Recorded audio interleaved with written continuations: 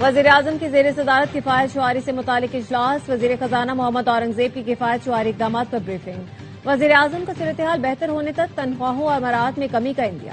وزیراعظم کا کہنا تھا موجودہ صورتحال میں معاشی استحکام کے لیے بروقت اقدامات ناگزیر ہیں۔ مشکل میں حکومت عوام کو زیادہ سے زیادہ ریلیف دے گی، ملک کی پیداوار، برآمدات اور غذائی تحفظ متاثر نہ ہو پائے۔ وزیراعظم نے سرکاری ملازمین کو سادگی اختیار کرنے کی تلقین کی۔ بریفنگ میں بتایا گیا پیٹرولیم مصنوعات کے مناسب ذخائر موجود ہیں، کسی بھی ہنگامی صورتحال سے نمٹنے کے لیے پیشگی انتظامات مکمل ہیں۔ اجلاس میں ایندھن کے محتاط استعمال پر بھی زور دیا۔ سرکاری وسائل کی بچت، توانائی کے مؤثر استعمال کے لیے طلب اور رسد کی نگرانی کا فیصلہ۔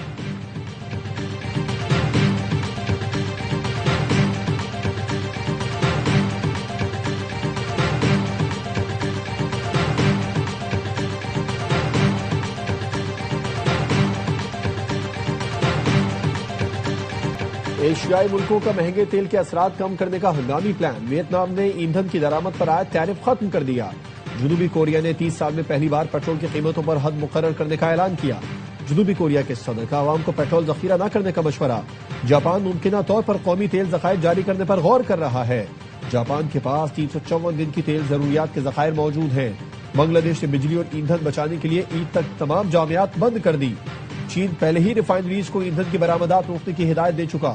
بین الاقوامی مارکیٹ میں خام تیل کی قیمتیں بڑھنے کا سلسلہ جاری۔ لندن برنٹ خام تیل کی قیمت 25% بڑھ کر $119.50 فی بیرل ہو گئی۔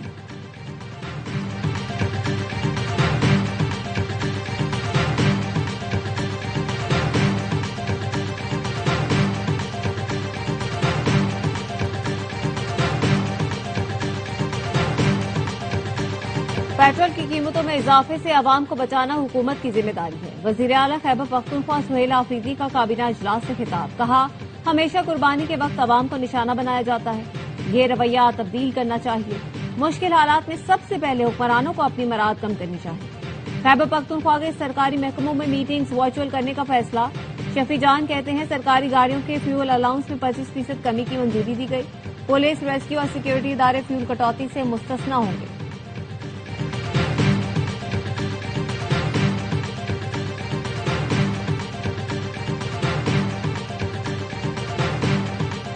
اسٹیٹ بینک کا پالیسی ریٹ 10.5% برقرار رکھنے کا اعلان۔ مانیٹری پالیسی جاری کر دی گئی۔ اسٹیٹ بینک کے مطابق فروری میں مہنگائی 7%، جبکہ کرنٹ اکاؤنٹ $121 ملین سرپلس رہا۔ پاکستان سٹاک مارکیٹ میں شدید مندی، 100 انڈیکس میں 11,015 پوائنٹس کی کمی۔ انڈیکس 1,46,480 پر بند ہوا۔ کاروبار کے آغاز پر 6% سے زائد مارکیٹ گرنے پر ٹریڈنگ 1 گھنٹے کے لیے روکی گئی۔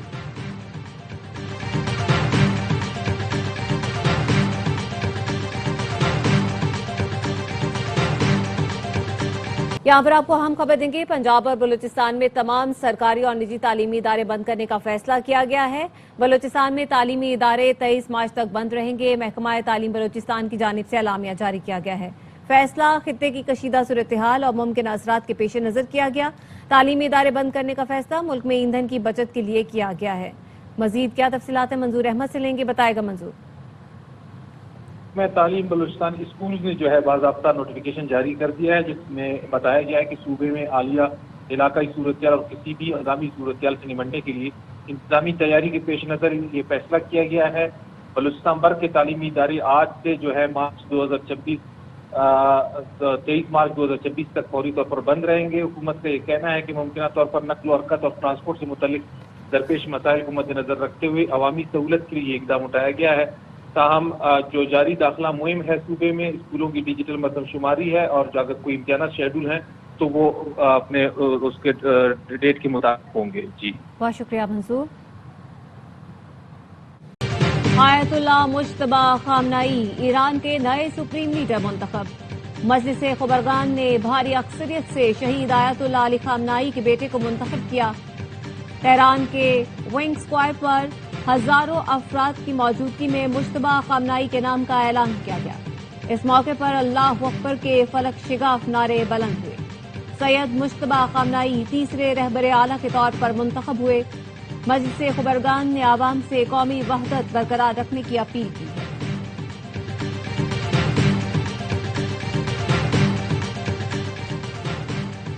روسی صدر کی ایران کے نئے سپریم لیڈر سید مجتبی خامنئی کو مبارکباد. مشکل حالات میں ایران کے ساتھ غیر متزلزل حمایت جاری رکھنے کا کہا. یقین ہے مجتبی خامنئی والد کا مشن عزت کے ساتھ آگے بڑھائیں گے اور سخت آزمائش کی گھڑی میں ایرانی عوام کو متحد رکھیں گے.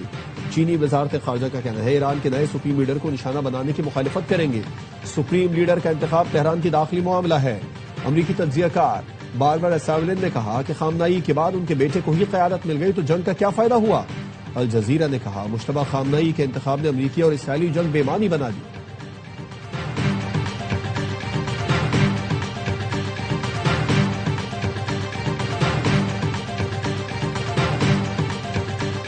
امریکہ اور اسرائیل کے ایران پر حملے. اسرائیلی فورسز کا پاسداران انقلاب کے ٹھکانوں کو نشانہ بنانے کا دعویٰ. کہا پولیس ہیڈ کوارٹرز اور اصفہان میں کمانڈ سینٹر کو نشانہ بنایا گیا. ایران کے راکٹ تیاری کے مرکز اور بیلسٹک میزائلوں کی لانچنگ سائٹس پر بھی فضائی حملے. اسرائیلی فوج نے وسطی ایران پر بھی بم برسائے. الجزیرہ کا کہنا ہے دارالحکومت تہران دھماکوں سے گونج اٹھا. حملوں کے بعد لوگ بڑی تعداد میں سڑکوں پر آ گئے. انقلاب اسکوائر نعروں سے گونج اٹھا. ایران میں شہادتیں 1300 سے زائد ہو چکی ہیں. امریکی اخبار واشنگٹن پوسٹ کا کہنا ہے ایران میں اسکول پر گرنے والا میزائل امریکی تھا جس میں طالبات کی اموات ہوئی. اسرائیلی فوج کی لیبنان پر وحشیانہ بمباری. بیروت کے جنوبی علاقوں پر حملے. 83 بچوں سمیت 394 افراد شہید ہو چکے.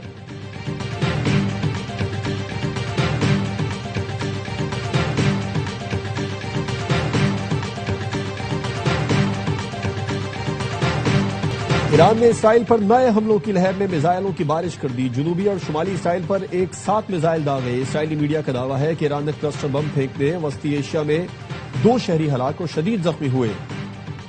اسرائیل نے ایران کی بیلسٹک میزائل حملوں کی تصدیق کر دی.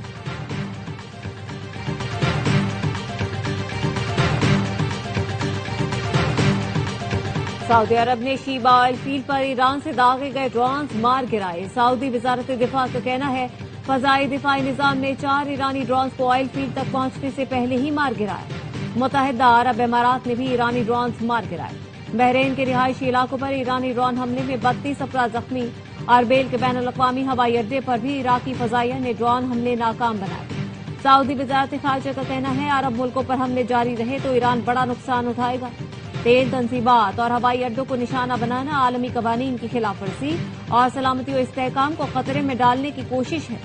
قطری وزیر اعظم کہتے ہیں ایران سے حملے اب بند ہونے چاہیے. ایران غلط اندازے لگا کر قطر پر حملے کر رہا ہے. اس سے کشیدگی بڑھے گی.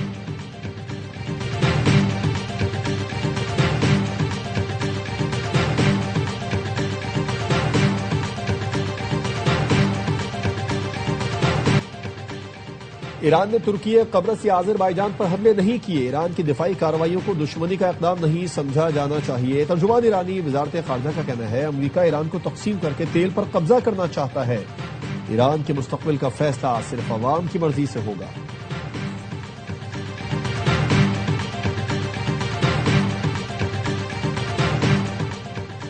آبنائے ہرمز سے ایرانی تیل کی ترسیل ہو رہی ہے. سیٹلائٹ ڈیٹا کے مطابق ایران کے آئل ٹینکرز خلیج میں متحرک ہیں.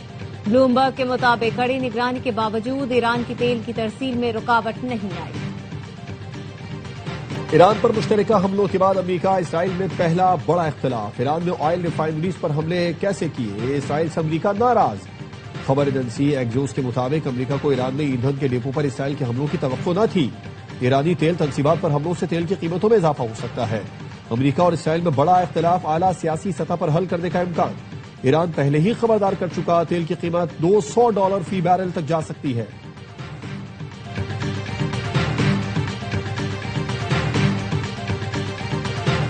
طویل جنگ بین الاقوامی معیشت کو متاثر کر سکتی ہے. IMF کی چیف کرسٹالینا جارجیوا کا کہنا ہے جنگ طول پکڑنے کی صورت میں توانائی کی قیمتوں میں بڑا اضافہ ہو سکتا ہے جس سے خام تیل کی منڈیوں شرح نمو اور مہنگائی پر اثرات پڑ سکتے ہیں. جنگ عالمی معاشی استحکام کا امتحان بن چکی. عالمی مارکیٹوں کا اعتماد متاثر ہونے کا خدشہ ہے.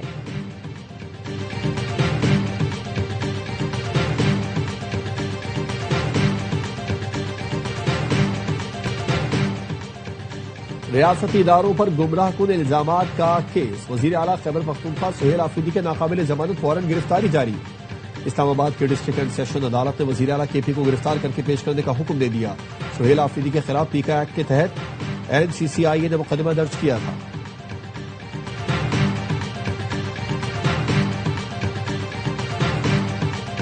GHP हमला केस से 47 इश्तिहारी मुजरिमान की सजाओं पर अमल दरामद के लिए खुसूसी हुक्म जारी। रावलपिंडी की इंसदाद दहशतगर्दी अदालत ने मुजरिमान की जायदाद जब्त करने की हिदायत कर दी। कहा, डेप्यूटी कमिश्नर जायदाद जब्त करके रिपोर्ट जमा करवाएं। अदालत ने पुलिस को गिरफ्तारी से मुतालिक खुसूसी अहकाम दिए। अदालत ने 47 इश्तिहारी मुजरिमान को 10-10 साल कैद, 5-5 लाख जुर्माना और जायदाद जब्त करने का हुक्म दिया था। सजा पाने वालों में उमर अयूब, शिबली फराज, शहबाज गिल, मुराद सईद, जुल्फी बुखारी, जरदाज गुल, कमल शोजर भी शामिल।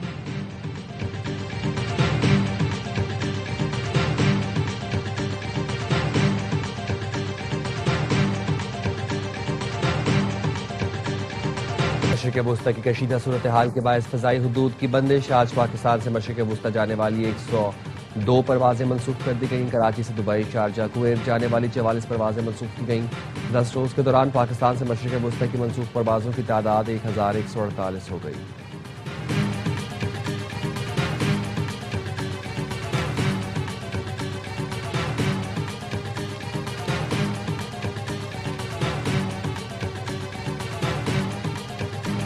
वज़ीर आला बलोचिस्तान सरफराज बुख्ती ने तुरबत में ग्रीन पीपल्स बस सर्विस का इफ्तिताह कर दिया। कहा, इस सर्विस से जिला केच के अवाम को मयारी सफरी सहूलियात मिलेंगी।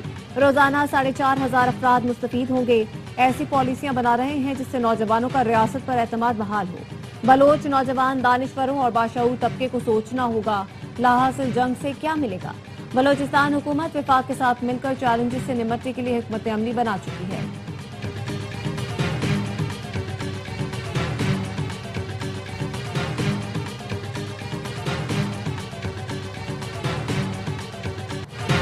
कराची के इलाके कश्मीर रोड पर डाकुओं ने फायरिंग करके नौजवान मोहम्मद सलाह को कत्ल कर दिया। पर्स छीन कर फरार। चंद रोज पहले भी नौजवान से इसी मकाम पर मोबाइल फोन छीना गया था। अहले खाना का कहना है पुलिस जानबूझकर मामले को जाती दुश्मनी का नतीजा करार दे रही है।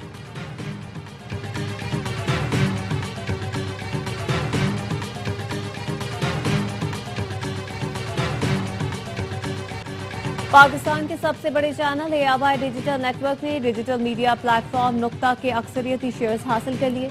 नुक्ता ARY ग्रुप के बैनुल-अक़वामी मीडिया नेटवर्क का हिस्सा बनने के बाद अपने दुबई हेडक्वार्टर से काम जारी रखेगा। नुक्ता के बानी कामरान खान अब ARY में चेयरमैन ARY न्यूज एंड नुक्ता की हैसियत से शामिल हो रहे हैं। ARY डिजिटल नेटवर्क के बानी और ARY ग्रुप के CEO सलमान इकबाल ने कहा, मीडिया मंजरामे की तब्दीली में ARY हमेशा सफ़े अव्वल में रहा है। नुक्ता को ARY की इकोसिस्टम में शामिल करके हम अपनी डिजिटल मौजूदगी को मजीद मजबूत कर रहे हैं। कामरान खान का नुक्ता पर मारूफ प्रोग्राम ऑन माई रडार जल्द ही ARY न्यूज पर भी नशर किया जाएगा।